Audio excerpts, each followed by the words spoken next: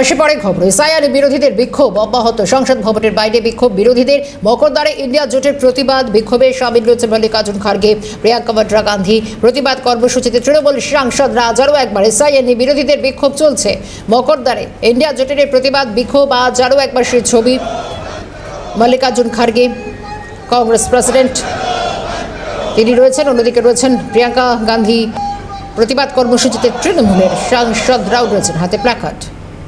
সংসদ ভবনের বাইরে মকরদ্বারে বিক্ষোভ বিরোধীরা এসআইআর নিয়ে উঠছে একের পর এক স্লোগান।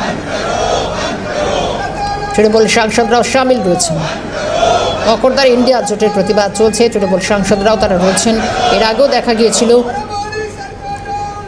এই প্রতিবাদ বিক্ষোভ গত কয়েকদিন ধরে অধিবেশন চলছে এবং সংসদ ভবনের বাইরে মকরদ্বারে একটানা ইন্ডিয়া জোটের প্রতিবাদ বিক্ষোভ সামিল আবারও তৃণমূল কংগ্রেসের সাংসদরাও।